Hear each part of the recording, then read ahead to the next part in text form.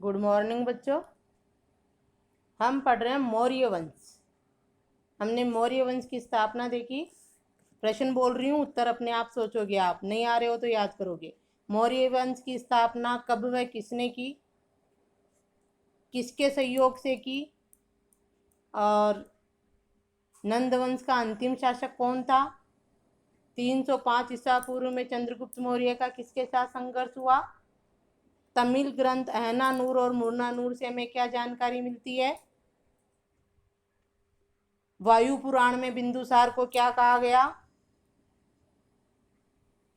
बिंदुसार के समय 2 विदेशी राजदूत कौन कौन आए। इन प्रश्नों के उत्तर देख किस किस को आ गए। नहीं है, नहीं याद है तो याद करोगे। आज हमारा टॉपिक होगा अशोक। ठीक है, छोटे छोटे प्रश्नों को आप याद करते रहो। अशोक, अशोक देखो, अशोक में भी बहुत सारे छोटे प्रश्न बनेंगे, बहुत सारे छोटे, हर लाइन में।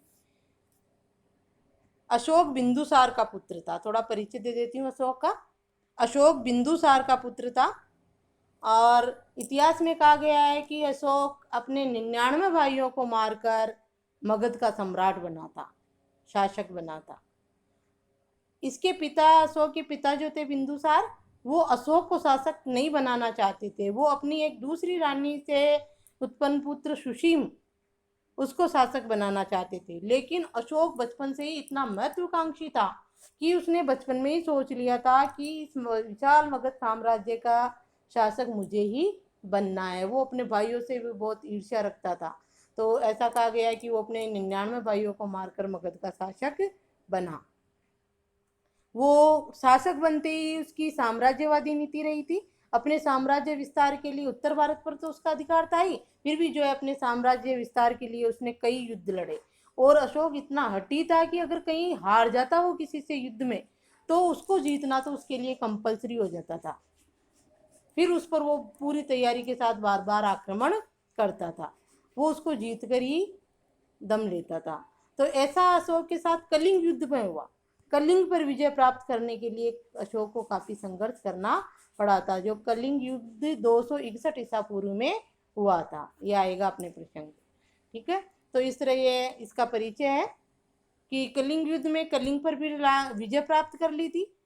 फिर आपको पता होगा कि कलिंग युद्ध के बाद अशोक ने जो है बौद्धर्म ग्रहण कर लिया था और भेरी घोष यानी युद्ध के घोष की जगह धम्म घोष चला दिया था। यानी अब उसने कलिंग युद्ध के बाद अस्त्र शस्त्र त्याग दिए थे। एक उपगुप्त बौद्ध भिक्षु था, उसने जो है कलिंग युद्ध के नरसंहार को जो का आंखों देखा हाल उसको बताया, उसको युद्ध भूमि में ले जाकर बताया था। ये कहानी मैं आपको पहले सुना चुकी हूँ ना। तो वो वहाँ का नरसंहार देखकर उपगुप्त ने अशोक से कहा कि आपकी विजय जरूर हुई है, युद्ध में विजय हुई है, लेकिन मानवता के सामने तो आपकी भयंकर पराजय हुई है।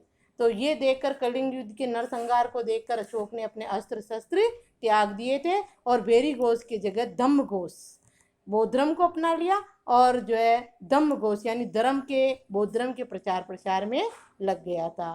तो इसमें हम अशोक के धम्म के बारे में भी पढ़ेंगे और क्या क्या चीजें हैं देखो। आप किताब खोल लो।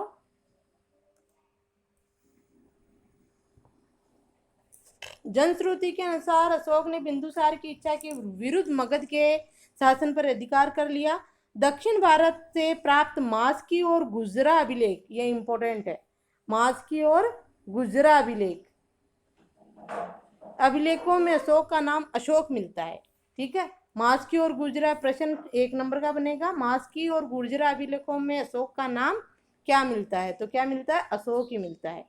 अभिलेखों में अशोक को देवानाम प्रिय और देवानाम प्रियदसी, प्रिय, ये देवानाम प्रिय और देवानाम प्रियदसी उपाधियों से विभूषित किया गया था। किसमें, अभिलेखों में। ये भी 1 नंबर का प्रश्न बनेगा आपके कि अभिलेखों में अशोक को क्या उपाधियां दी गई, या अभिलेखों में अशोक को कौन सी उपाधियों से विभूषित किया गया, तो क्या होगा, देवानाम प्रिय और देवानाम प्रियदसी। 1 नंबर के प्रश्न है। विदिशा की राजकुमारी से अशोक का विवाह हुआ था तथा उससे पुत्री संघमित्र तथा पुत्र महेंद्र का जन्म हुआ। विदिशा की राजकुमारी से विवाह हुआ और पुत्री संघमित्रा और महेंद्र इनका पुत्र था, जिनको जो है बाद में श्रीलंका भेजा था बौद्ध धर्म का प्रचार प्रसार करने के लिए अशोक ने, संघमित्रा और महेंद्र को, अपने पुत्र और पुत्री को।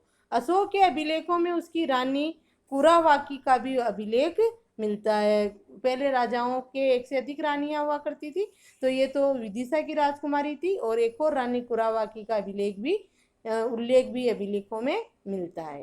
तो ये परिचय हो जाएगा अशोक का परिचय। ठीक है, अशोक बिंदुसार का पुत्र था और मास्की और गुजरा अभिलेखों में उसका नाम अशोक मिलता है, और अशोक को जो अभिलेखों में देवानाम प्रिय और देवानाम प्रियदर्शी की उपाधियों से विभूषित किया गया है। संघमित्रा और महेंद्र इसके पुत्र पुत्री थे। ये क्या हो गया, अशोक का परिचय। ठीक है, प्रश्न पूछा जा सकता है ना परिचय का भी, और नहीं भी पूछे तो भी 4 नंबर के प्रश्न में परिचय देना ही है हमको। अब आगे देखो, राज्याभिषेक के 7 वर्ष बाद अशोक ने कश्मीर तथा खोतान के अनेक क्षेत्रों को अपने साम्राज्य में मिलाया। उसके समय में मौर्य साम्राज्य में तमिल प्रदेश के अतिरिक्त समूचा भारत और अफगानिस्तान का काफी बड़ा भाग शामिल था। राज्याभिषेक के 8वें वर्ष, कौन से वर्ष, राज्याभिषेक के 8वें वर्ष 261 ईसा पूर्व में अशोक ने कलिंग पर आक्रमण किया, जिसमें 1 लाख लोग मारे गए। हाथी गुम्फा अभिलेख के आधार पर, हाथी गुम्फा अभिलेख के आधार पर यह अनुमान लगाया जाता है कि उस समय कलिंग पर नंदराज शासन कर रहा था। कलिंग का शासक कौन था उस समय? उस समय किस समय, जब अशोक ने कलिंग पर आक्रमण किया 2061 ईसा पूर्व में। कलिंग का शासक कौन था? नंदराज। ये हमें जानकारी कहाँ से प्राप्त होती है? हाथी गुम्फा अभिलेख से। अशोक के कलिंग युद्ध की जानकारी हमें हाथी गुम्फा अभिलेख से ही प्राप्त होती है। तो ये भी 1 नंबर का प्रश्न बनेगा आपके कि हाथी गुम्फा अभिलेख से हमें क्या जानकारी प्राप्त होती है। तो हमें हाथी गुम्फा अभिलेख से ये जानकारी प्राप्त होती है कि 261 ईसा पूर्व में अशोक ने, मौर्य सम्राट अशोक ने कलिंग पर आक्रमण किया, और उस समय वहां का शासक नंदराज था। कौन था? नंदराज। ये जानकारी हमें कहाँ से मिलती है? हाथी गुम्फा अभिलेख से। ठीक है, तो आप जो ये कलिंग युद्ध के बारे में 4 नंबर का प्रश्न भी पूछा जाता है, और 1 नंबर में ये होंगे। नंदराज शासन कर रहा था। ठीक है, इस व्यापक नरसंहार ने अशोक को विचलित कर दिया, फलतः उसने शस्त्र त्याग की घोषणा कर दी। ये जो है इसका वर्णन कलिंग युद्ध के वर्णन में आएगा। प्रमुख परिणाम कलिंग युद्ध का है ये कि अशोक ने विजय प्राप्त की, लेकिन उसने शस्त्र त्याग की घोषणा कर दी। मगध साम्राज्य के अंतर्गत कलिंग की राजधानी धोबी या तौसाली बनाई गई। श्रमण, निग्रोध तथा उपगुप्त के प्रभाव में आकर अशोक बौद्ध धर्म में दीक्षित हो गया। ये दोनों बौद्ध भिक्षु है, श्रमण, निग्रोध और उपगुप्त, जो बौद्ध भिक्षु थे, उनके प्रभाव में आकर ही जो है अशोक ने बौद्ध धर्म ग्रहण कर लिया। देखो होता क्या है कि कलिंग पर 261 ईसा पहले कलिंग पर आक्रमण किया अशोक ने, तो अशोक हार गया था, 2 बार हार चुका था नंदराज से, कलिंग के शासक से। तीसरी बार के आक्रमण में अशोक जीत गया 261 ईसा पूर्व में। तो ये उसकी खुशी मना रहे थे खूब, वहां पर कलिंग मगध साम्राज्य का हिस्सा बन गया, तो उसकी खुशी मना रहे थे। और उधर जो 1 लाख लोग मारे गए बेचारे, कईयों के पुत्र मर गए, किसी के पति, किसी के कौन, तो औरतें अपने अपने लोगों को वहां ढूंढ रही थी, चिल्ला रही थी, किसी के हाथ पांव कट गए, कोई घायल था। इस तरह बहुत भयंकर दृश्य था युद्ध भूमि का। तो उधर से ये बौद्ध भिक्षु आ रहे थे, श्रमण, निग्रोध और उपगुप्त। इन्होंने वो दृश्य देखा और उन्होंने सोचा कि ये ऐसा नरसंहार किसने किया है।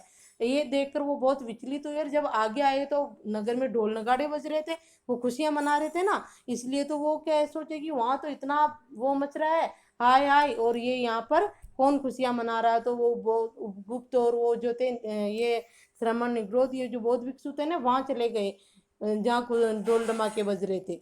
वहां जाकर देखे और पूछा तो पता चला कि अशोक ने मौर्य सम्राट अशोक ने कलिंग पर विजय प्राप्त की है, उसकी खुशियां मनाई जा रही है।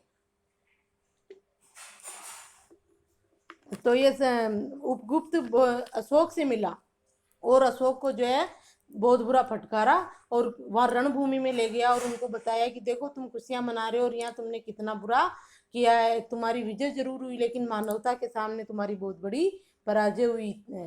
तो ये देखकर अशोक भी विचलित हो गया और वहीं रणभूमि में ही उसने शस्त्र त्याग कर दिए थे कि आज के बाद मैं शस्त्र नहीं उठाऊंगा। तो इस तरह ये कलिंग युद्ध का वर्णन या कलिंग युद्ध के परिणाम, ये 4 अंक का प्रश्न भी आपसे पूछा जा सकता है। कब हुआ, किस किस के बीच हुआ, इसके क्या परिणाम हुए। ठीक है, तो उसने अशोक ने बौद्ध धर्म ग्रहण कर लिया, परिणाम यही है, शस्त्र त्याग की घोषणा कर दी, और अब अशोक ने अपनी साम्राज्यवादी नीति का त्याग कर दिया। अब साम्राज्य विस्तार के लिए अशोक कभी भी जो है किसी भी राज्य पर आक्रमण नहीं करता था। किसके बाद? कलिंग युद्ध 261 ईसा पूर्व के बाद। तो ये परिणाम हो गए किसके? कलिंग युद्ध के। आगे देखो, और ये एक नंबर का प्रश्न भी पूछा जा सकता है कि किसके प्रभाव में आकर अशोक ने बौद्ध धर्म ग्रहण किया? तो श्रमण, निग्रोध और उपगुप्त के प्रभाव में। ठीक है, दीक्षित हो गया और उसने बेरी घोष के स्थान पर धम्म घोष अपना लिया। बेरी घोष किसको कहते हैं? कि जय जयकार करती हुई सेना भागती है ना युद्ध करने के लिए, उसको बेरी घोष कहते हैं। अब अशोक ने धम्म घोष अपना लिया, धर्म का प्रचार प्रसार करने के लिए भेजने लगा वो लोगों को।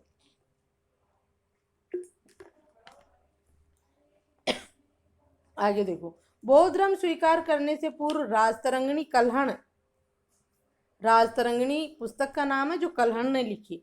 कल्हण के अनुसार अशोक शिव का उपासक था। पहले बौद्ध धर्म ग्रहण करने से पहले अशोक शिव का उपासक था। ये भी एक नंबर का प्रश्न। ये जानकारी हमें किससे मिलती है? कल्हण की राजतरंगिणी से। ठीक है, कि बौद्ध धर्म ग्रहण करने से पहले अशोक किस धर्म का अनुयायी था? तो शैव मत का था, शिव का उपासक था। और ये जानकारी हमें कल्हण की राजतरंगिणी से मिलती है।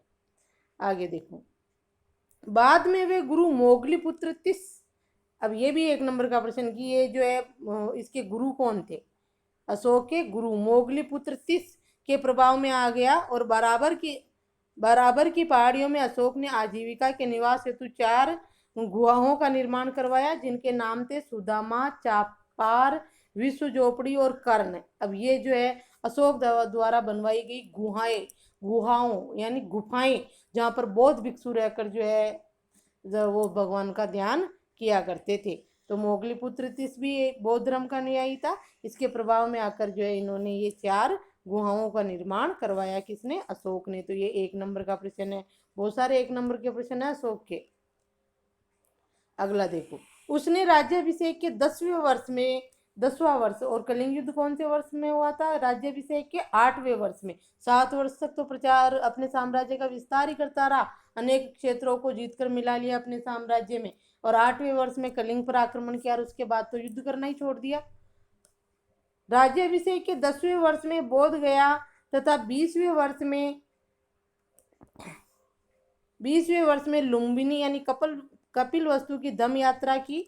रमुंदेई अभिलेख से विदित होता है कि उसने वहां भूमिकर की दर 1/6 से घटाकर 1/8 कर दी थी। यह आया आपके रमुंदेई अभिलेख का जो है प्रश्न आया हुआ है बोर्ड में, कि रमुंदेई अभिलेख से हमें क्या जानकारी मिलती है? तो यही जानकारी मिलती है। रमुंदेई अभिलेख में उसने जो है लोगों को बताया था जो कपिल वस्तु और जो भी बोध गया गौतम बुद्ध से जो है संबंध रखने वाले स्थान थे ना, उन स्थानों पर उसने जो है कर 1/6 से घटाकर 1/8 कर दिया था।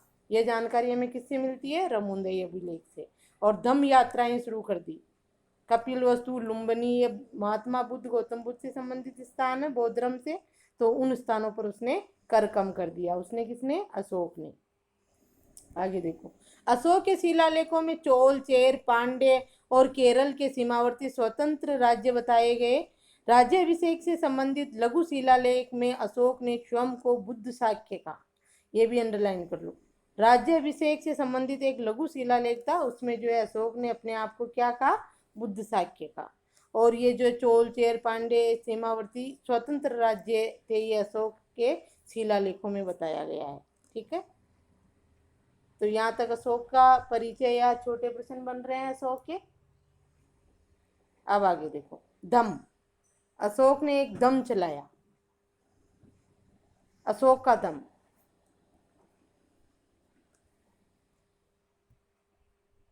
दम देखो, अशोक ने मनुष्य की, ये भी 4 नंबर का प्रश्न है, दम क्या है और दम का सार बताइए। 4 अंक का प्रश्न बनेगा अशोक के दम का। तो दम क्या है? 1 नंबर का ये भी बनेगा कि दम क्या है, ये तो 1 नंबर का, और सार पूछ ले तो 4 नंबर का। तो देखो,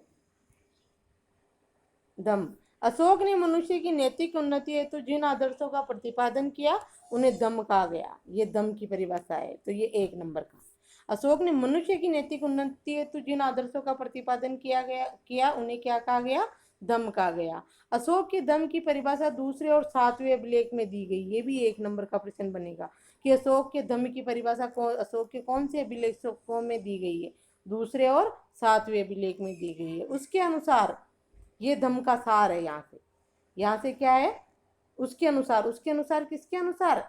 अशोक के दम के अनुसार। तो अशोक का दम का सार यहाँ से होगा। वैसे आपको ये भी लिखना है इसमें कि दूसरे और सातवें अभिलेख में स्तंभ लेख में दी गई थी। ठीक है, दम इम्पोर्टेंट है, आया भी नहीं है अब तक। तो इसका सार देख लो अशोक के दम का। बिल्कुल साधारण सिंपल बातें अशोक के दम में कही गई थी कि कोई भी व्यक्ति उसको अपना सकता है। देखो, पाप से निवृत्ति,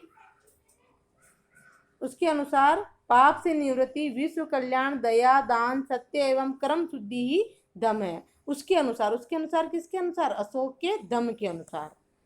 साधु स्वभाव होना, कल्याणकारी कार्य करना, पाप रहित होना, व्यवहार में मृदुता लाना, दया रखना, दान करना, शुचिता रखना, शुचिता यानी पवित्रता, प्राणियों का वध न करना, माता पिता व अन्य बड़ों की आज्ञा मानना, गुरु के प्रति आदर रखना, मित्रों, परिचितों, संबंधियों, ब्राह्मणों, श्रमणों के प्रति दानशीलता होना व उचित व्यवहार करना अशोक द्वारा प्रतिपादित धर्म की आवश्यक शर्तें थी। ठीक है, शर्तें भी पूछी जा सकती है, अशोक के दम की शर्तें या अशोक के दम का सार, दोनों एक ही चीज है। ठीक है, दम क्या है? अशोक के दम की मुख्य शर्तें बताइए, या दम क्या है? अशोक के दम का सार बताइए। तो यही उत्तर होगा। ठीक है, शर्तें और सार एक ही बात है, ध्यान रखना, दोनों एक है। आगे देखो, तीसरे अभिलेख के द्वारा के अनुसार दम में अल्प संग्रह और अल्प व्यय का भी विधान था। अशोक का जो तीसरा अभिलेख था, तीसरे अभिलेख में दम के अल्प संग्रह और अल्प व्यय का भी विधान था। ये इंपॉर्टेंट है। बब्रू शिलालेख के अनुसार अशोक ने बुद्ध के त्रिरत्नों बुद्ध, धम्म और संघ के प्रति आस्था प्रकट की। ये इसको तो छोड़ दो, ये 1 नंबर का प्रश्न बनेगा कि अशोक ने बुद्ध के त्रिरत्नों में आस्था प्रकट की। ये किस शिलालेख से पता चलता है? तो उत्तर क्या होगा? बब्रू शिलालेख से। या फिर ऐसे पूछा जा सकता है कि बब्रू शिलालेख से अशोक के बारे में क्या जानकारी मिलती है?